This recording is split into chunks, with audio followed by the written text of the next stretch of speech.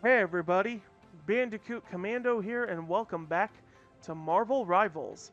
Last time, I read these special edition comics that were released throughout the seasons so far. They're just small, little, wholesome kind of stories. Well, at least the first three are pretty, you know, standard and wholesome. The Hellfire one was starting to be rather wholesome until Ultron crashes it at the end of it, so hopefully Betty Brant will be okay. So today, this is probably going to be a very short video. We are going to go over, um, here it is, the inventory items here. Galactica mentioned in her, in that special edition that there are special artifacts, and I believe she is referring to these. These are special little collectibles you can get through the Battle Pass, or in the case of Cerebro and the Pure Blood Chronovium here, you have to earn them through events. Although Cerebro actually comes more from the combat chest. It's right here. So, uh, there's nothing really special about these items as far as I know, but they are fun to look at and read. So why don't we start with reading them? We'll start with the Season 1 items and make our way up. This is a Chrono Shield card. You can get these through events as well. They help you in competitive, in tournament. That way you don't lose your rank. You can use it to protect you. But if you don't use any of them, they will be cleared out at the end of each season. But because I don't do competitive, I have no reason to use them. Here we are, our first object, the Hive statue. As mysterious chronal energies flow from the time stream entanglement, Chronovium ore reawakens Hydra's Antarctic fortress, Hell's Heaven. Hydra now ignites an evil plot that would bring them to the pinnacle of power. So yes, this is Hive.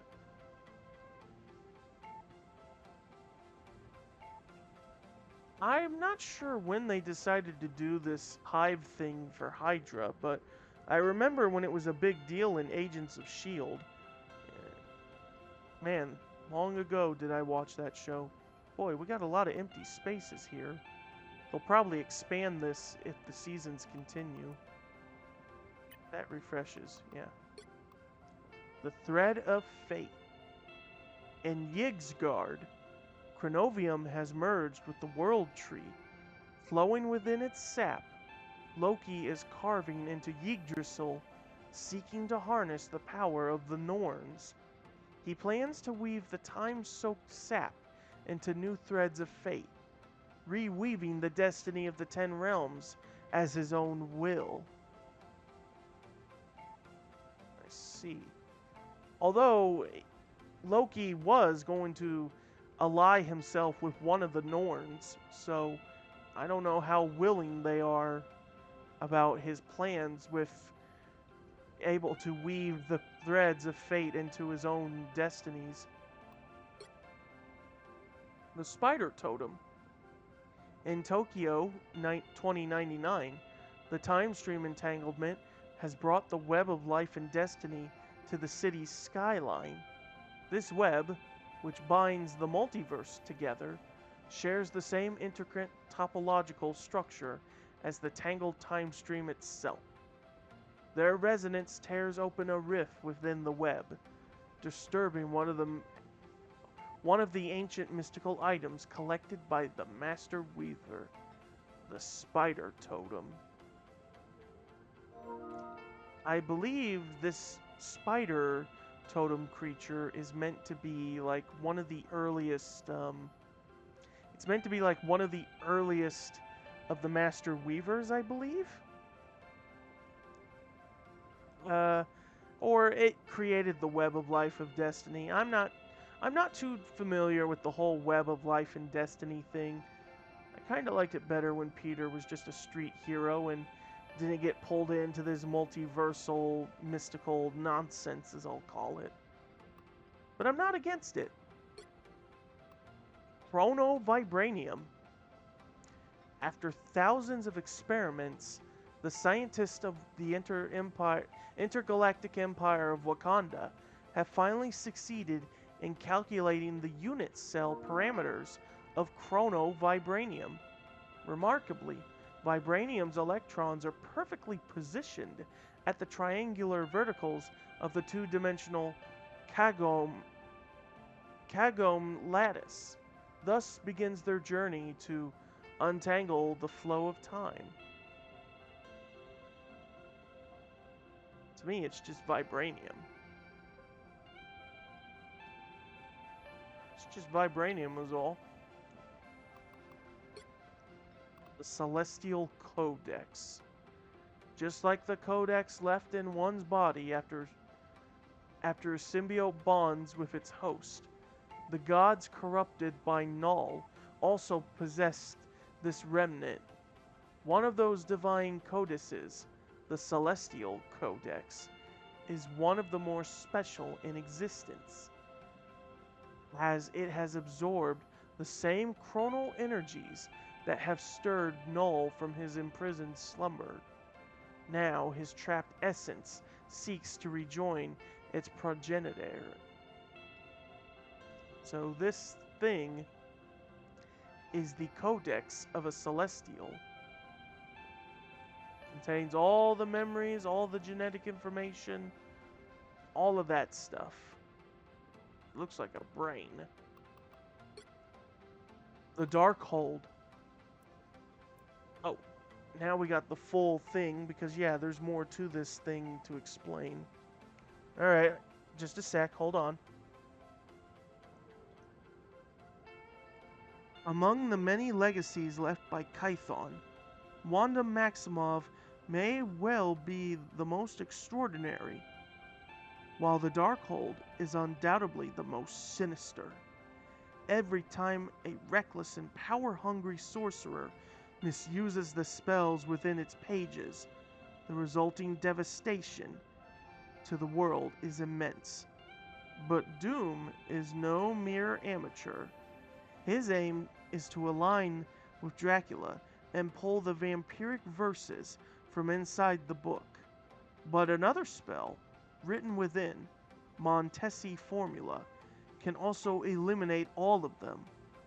Perhaps this is yet another of Kython's cruel jokes, a testament to his eternal mockery of humankind.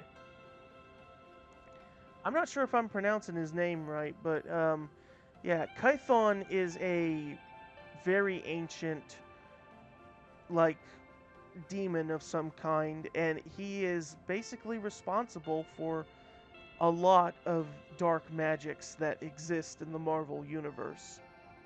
So yes, this is the Darkhold. I don't know if you can actually properly read these pages or not. It's probably even written in a language that you can't read. But as Agents of S.H.I.E.L.D. has shown us, the Darkhold will automatically write itself in the language you speak and understand, instead of its ancient language. Now we got Pure Blood Chronovium. Of course, Doom deceived Dracula. The so-called gift of the Chronovium was far from an act of generosity. It was a debt of blood that Dracula would one day repay tenfold. The naive vampire lord had unwittingly retrieved the vampiric verses for him. Now, all Doom needed to do was activate the power of that Chronovium, reversing the effects of the vampiric verses, the spell that granted vampires that... Oh. The spell that granted Varna's brood their immortality would be stripped away and condensed into this single crystal. Varney, I believe, I want to say that is possibly the first vampire that ever came to being before Dracula. Next up, the Flowers of Krakoa. Oh, wait a minute. I didn't rotate it. I mean, it's no different because it's already rotating anyway, but it's really pretty. Here we are, the Flowers of Krakoa. The Flowers of Krakoa are the primary economic source of the mutant nation. Its pharmaceutical effects are capable of extending life and curing diseases. These precious gifts were once used by Krakoa as diplomatic bargaining chips, only given to countries that were willing to recognize Krakoa's sovereignty. After Krakoa arrived at the year of 2099, they were taken by Emma Frost as a weapon to break the Megacorp's monopolies. These syndicates that had damaged the environment never realized that Earth would strike back quite like this. It's a pretty flower.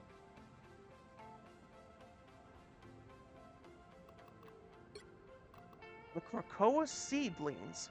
It's going to be hard to read with, yeah.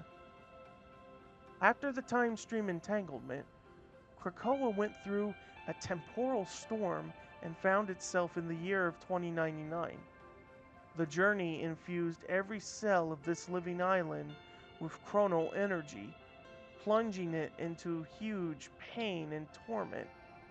In an attempt to extract in